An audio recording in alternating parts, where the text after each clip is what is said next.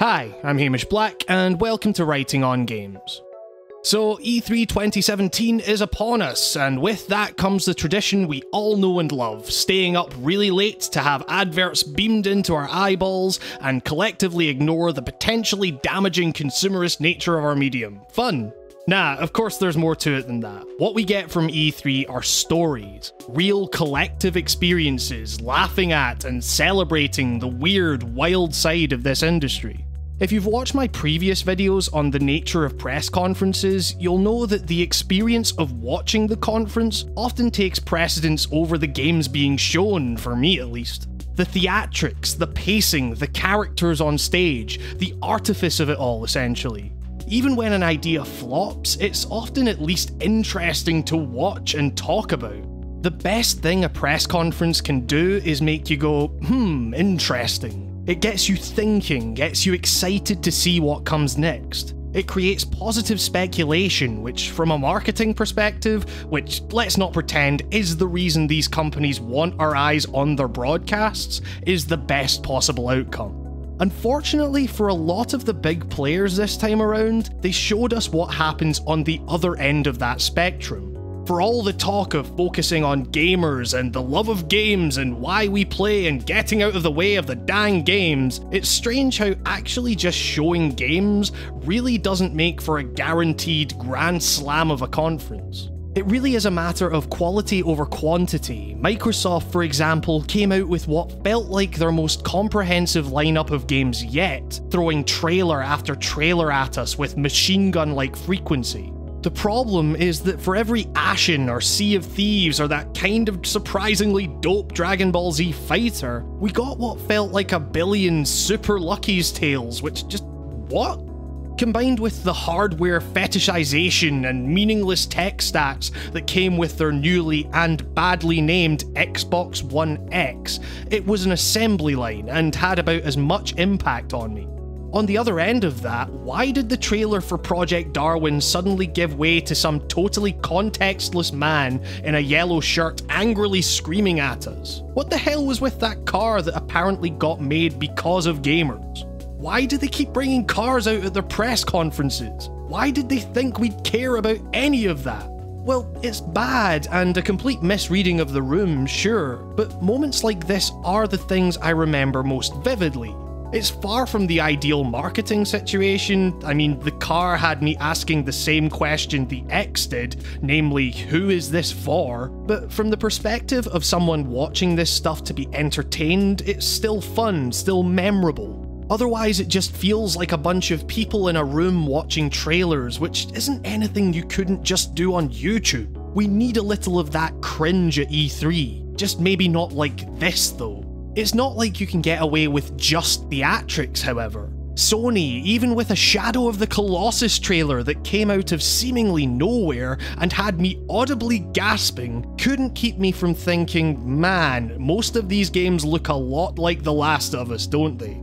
It all just kind of blurs together for me after a while. For all the confidence and bluster that they show in their daft waterfall art, and their actors actually hanging from the ceiling to coincide with Bikey McDreamworks' face in Days Gone, walking through them in-game for some reason, none of it made up for the absence of things like The Last of Us 2, or even a glimpse of that new From Software title. Well, in these cases though, it just felt a little monotonous. In certain cases, this trailer after trailer approach felt like it was numbing us for bad news, like it meant we'd be too tired to care.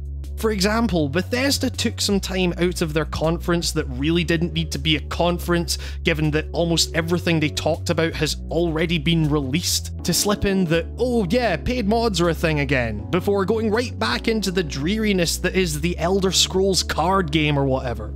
Wait a minute, hold on, go back a bit. Paid mods, again. That's something we want to know about. I, for one, am absolutely for modders being compensated. But that was part of the problem the first time they tried this. They ended up getting absolutely screwed by both Steam and Bethesda. Why aren't we taking more time to discuss the details of this? How well are modders going to be paid? How badly is this going to sting consumers? I'm sure we'll get details of this at some point, but to just slot it in and then just move on turned what was previously just a pointless presentation into a potentially insidious one. Weirdly though, it turned out to be Ubisoft, the company with a reputation for churning out the same design trends time and time again, that had me consistently hooked and surprised throughout. Their known quantities, their Assassin's Creeds and Far Crys and the like, were given comparatively little screen time compared to the weird, interesting things they're taking a chance on, with Assassin's Creed literally not getting its own screen in one intriguing case. Beyond Good and Evil 2's reveal was such a great way to end a conference, but that Mario Rabbids crossover turning out to be some kind of XCOM homage, or them delving deeper into the weird competitive experience like Skull and Bones, those are genuinely intriguing. As it turns out, people appreciate risks being taken and having their expectations subverted.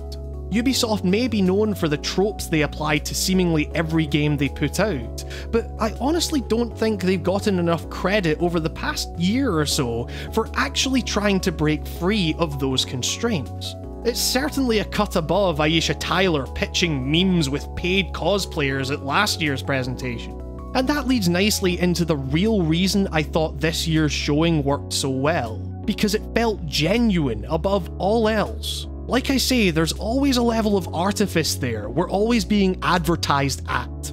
Where Ubisoft differed though was that they didn't have a million different charisma vacuum Twitch personalities shouting that at us, or a bunch of executives telling us about how they got games, man, as was the case with EA's rather disastrous, albeit memorable showing. Instead, and as I talked about in my last E3 video, they realised that the world of game development kind of has its own rock stars now. That what these people perhaps lack in presentational skill, which may lead to a few cringeworthy moments, they more than make up for in genuine passion and a love of their craft. That love is infectious and, above all else, above the advertising and the trailers and the cars and the weird cultish t-shirts and the bad shouty men, reminds us why we're really here, to celebrate the medium and the people behind it. So I hope you enjoyed this little piece on the E3 press conferences. This won't be the only video I'll be doing on the show because, lo and behold, I'm actually at the show, and I have a lot to say about it. If you want to keep up to date on future videos, why not hit subscribe as well as check out the weekly podcast I do in the description. If you really feel like going the extra mile, however, you can always support my Patreon like these beautiful people currently on screen. Your support absolutely makes this show possible and I cannot thank you enough for it. Plus hey, if you pledge your support you can get some goodies along with it. In particular, I'd like to thank Julian McGroth, Sebastian Fox, Brandon Robinson, Iego Fox-Obuza, Justin's Holderness, James Doring, Biggie Smith, Mark B. Writing, Peter, Artyom Vitsyuk, Christian Kuhneman, Nico Blakely, Nicholas Ross, and Charlie Yang. And with that, I'm Hamish Black, and this has been Writing on Games. Thank you very much for watching, and I'll see you next time.